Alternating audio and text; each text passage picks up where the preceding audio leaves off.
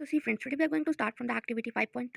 In this activity, it is telling that we can try preparing a temporary mound of leaf peels, tip of roots of onion, or even the peel of onion of different size. It means that in a microscope, we can try to prepare a temporary mound of the leaf peels, then tip of root means the pointed part or the top of root of the onion means onion's root top, or even peel of onion of different size. Even it means that the peels of or the skins of onion that also of different size.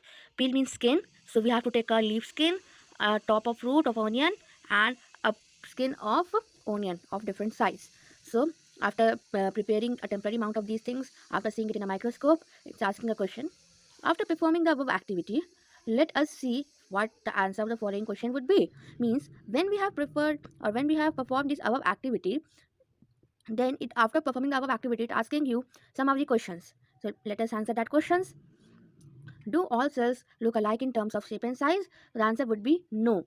All the cells could not look alike in terms of shape and size because the cells are of different thing, like some cells are of leaf peel, cells are of fruit, and some cells are of onion peel. So it will be not same in shape and size. If it would be only the leaf peels of different size or different structure, means same only, it would be of onions only, but if it be of different size, then it may be look alike. But when we are seeing in the microscope the leaf peel, top of root, and onion peel, then it would be of different size and shape. Do all cells look alike in structure? Yes. Sorry, no. All cell could not look alike in structure because they are of different things. Could we find difference among cell from the part of the plant of a body? Yes, we can find, and a difference among the cell from the different part of a plant body are, as the leaf peels have stomata, guard cell, chloroplast, chlorophyll, and so on. But in the root and onion peel will not have these things. Then in onion peel, it would be have cell wall and so many different type of things. What similarities could we find? The similarities we'll find in them nucleus, as nucleus is present in all types of cell rather than prokaryote cell or eukaryote cell, all the plant cell, animal cell, and these all contains. So nucleus is the similarities. Now proceed to the next paragraph. Some organism can also have cell of different kinds. Means there are some organism which also have the cells of different kind. Means in an only in a one type of organism there are different types of cell. Look at the following picture. After seeing this following picture, it depicts some cell of a human body. Means it's showing these all cells are from human body only. So it's telling that these cells had been come from a human body. The shape and size of a cell are related to the specific function they perform. Means the shape and size of a cell they are from have the specific function. Means they are related to a specific function. Some cells like amoeba have changing shape. Means amoeba is a unicellular organism. So and this organism can change their shape, so it is known as a changing shape organism. In some cases, the cell shape could be more or less fixed and peculiar for a particular type of cell. Means there are some cases where the shape of the cell could be more or less fixed and can be unusual. Peculiar means unusual or strange. Okay, so it is fixed or unusual only for a particular type of cell. And for example, it has been given as nerve cell have a typical shape. Means nerve cell have a fixed shape, it can't be changed, not like it's not like amoeba cell. Each living cell has the capacity to perform a certain basic function that are characteristic of all living forms. Means every living cell has the capacity to perform any function which they are related to. So it is a characteristic of every living being. How does a living cell perform these basic function?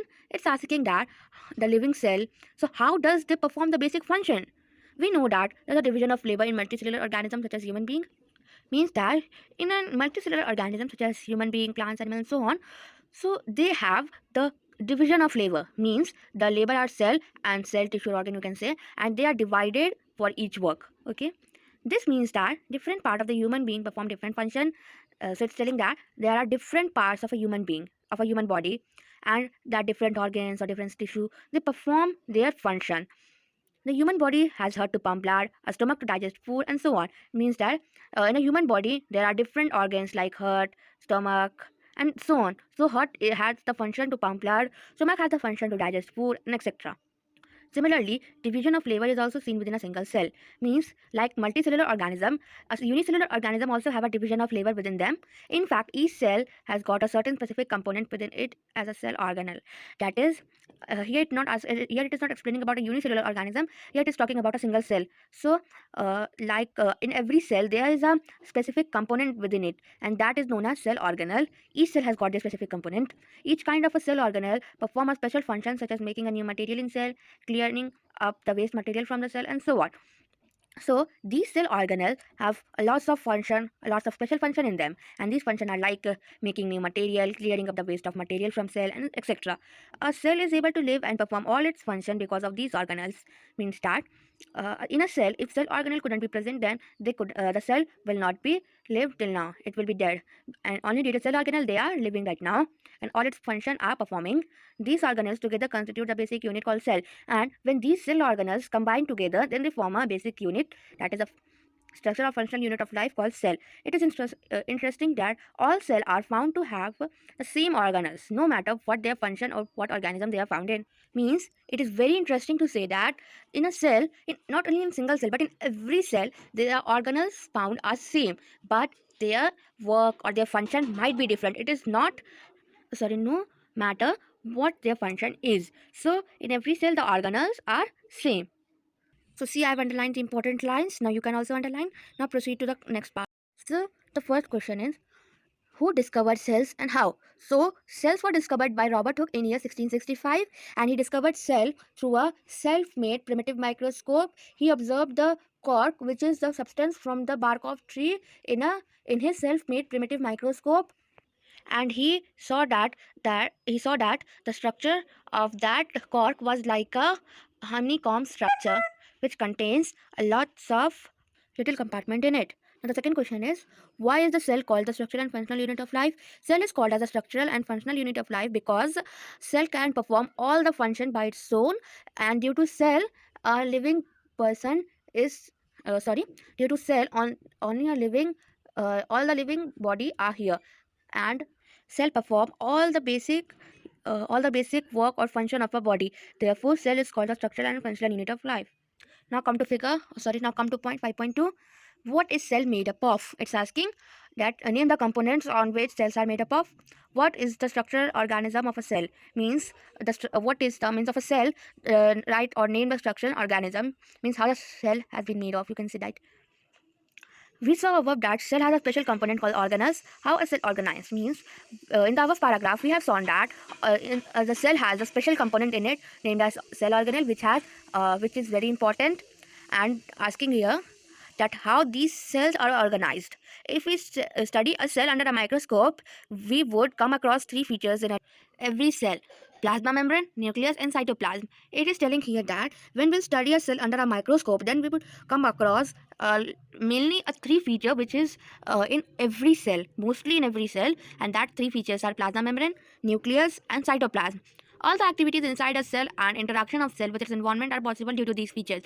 Means the activities which is performing under the cell and all the interaction of a cell with its environment are only possible due to these three features, that is plasma membrane, nucleus, and cytoplasm. And now here it is telling that let us study how. Means here in the next paragraph or later on it will make us understand how these three features help us. So see, it is point 5.2.1, plasma membrane or cell membrane. Plasma membrane is also known as cell membrane. This is the outermost covering of a cell that separates the contents of a cell from its external environment. Means plasma membrane is the outer covering of a cell, and this outer covering of the cell separates the components or the structure or the materials of the cell from its external environment. The plasma membrane allows or permits the entry and exit of some materials in and out of the cell. Means that the plasma membrane allows or permits, means give permission for the entry and exit of only some material to come inside and come out and go outside of the cell. It also prevent movement of some other material. Means it not only give permission to come in and out of some material, rather than it also prevent some material of the cell. Now the cell membrane therefore is called a selectively permeable membrane, and this is the reason why this plasma membrane or cell membrane is called as a selectively permeable membrane, because there may be a question in an examination that why does a cell membrane is known as a selectively permeable membrane. The answer would be the cell membrane is also called as a selectively permeable membrane because it allows or gives permission only for some selected material to come inside and go outside. It also prevents the movement of some another material. So therefore, hence it is known as a selectively permeable membrane. And if it be a long answer type question, then you can explain it by your own. Some substance like carbon dioxide or oxygen can move across the cell membrane by the process of diffusion. So, some substance, there are some gases, that is carbon dioxide, that is CO2, or oxygen, that is O2, and they can move across the cell membrane by the process of diffusion. Diffusion is a process where the substance moves from a high concentration to a region of low concentration. Okay. We have studied the process of diffusion in earlier chapter. So right now I have not make you teach us the early chapters, but I'll make you teach, and I have made you understand what is diffusion. So diffusion is a process where the substance moves from a region of a high concentration to a region of a low concentration. We saw that there is a spontaneous movement of a substance from a region of high concentration to a region of low concentration where its concentration is low. So here the definition has also been given indirectly, that the spontaneous movement means the movement which comes and goes speedily. In Hindi, we can call it lagatar. That is the movement which comes and goes timely, means going and coming, like that. It's known as spontaneous movement. So this type of movement of a substance from a region of where the concentration of that region is high, means the water capacity, or that here it's not in osmosis the water capacity or the water concentration is needed. In diffusion, the material which is coming or going out, so it's asking about that concentration. So here if it's carbon dioxide, then where the region where the amount of carbon dioxide is high, so the region from where the carbon dioxide is high, so it will go to the region where the amount of carbon dioxide is low. Something similar to this happens when a cell something similar to this happens in a cell. For example, some substance like carbon dioxide, which is a cellular waste and required to be excreted out by cell, accumulates and high concentration inside the cell. And the process of diffusion is in cell only, not only in cell, many ways it's used, but mostly it's used in the exchange of gases. So here it's giving an example to make us understand more better, that carbon dioxide, and it is a cellular waste and it is required to be excreted, means thrown out through a cell or by a cell. Carbon dioxide accumulates a high concentration inside the cell. So when carbon dioxide's concentration is high inside the cell, then in cells external environment, the concentration of carbon dioxide is low as compared to the inside the cell. Means if inside the cell the concentration of carbon dioxide is high, and outside the cell if the concentration of carbon dioxide is low, then as soon as there is a difference of concentration of carbon dioxide inside and outside the cell, CO2 moves out of the cell from a region of high concentration to a region of low concentration outside the cell by the process of diffusion. Means when inside the cell the concentration is, and outside the cell the concentration is low, and inside it is high. So at that time there is a difference between them, and due to this difference this carbon dioxide move out of the cell. So the process of diffusion as it moves from a high region to a low concentration region. Similarly, O2 enters, that is oxygen, enters the cell by the process of diffusion when the level or concentration of O2 inside the cell decreases. Means when inside the cell the oxygen level or the concentration of oxygen decreases, and outside the cell the concentration of oxygen increases, then from outside the cell the oxygen come inside. So thus diffusion plays an important role in gaseous exchange between cell as well as the cell and its external environment. Means diffusion is a process which plays a very important role in gaseous exchange between the cell as well as the cell and its environment, external environment. Water also obeys the law of diffusion. The movement of water molecule through such a selectively permeable membrane is called osmosis. Means that water also obeys the process of or the laws of diffusion. And when the movement of water molecule through a selectively permeable membrane, so when water molecule moves in and out through a selectively permeable membrane, then it is known as osmosis. The movement of water across the plasma membrane is also affected by the amount of substance dissolved in water. Means when plasma membrane, the water movement of across the plasma membrane, when it's moved across it, then the amount of substance dissolved in water was also affected. As if the concentration is high or low, then it will move in and out, so it will be affected. Thus, osmosis is the passage of water from a region of high concentration to a semi-permeable membrane to a region of a low concentration of water. That is, it has been given the definition of osmosis, that when that it is a passage of water. So osmosis is a passage of water from a region of high concentration, means where the water concentration is high, to a region of low concentration where the water concentration is low, through a semi-permeable membrane. Means that the region that it will pass only through a semi-permeable membrane. So here I have completed, and I'll give you the underlined sentences. So see, here I have made you underline. You also make it underline and make a proper notes. And you also, and thank you a lot for seeing my video. Make it share for others also, as well as like on my video, comment on the video what do you like the most and what is more to make me improve on to make this video. As well as if you have any other question, you can ask me in the comment box. Please subscribe to my channel, and thank you. Bye and have a nice day today.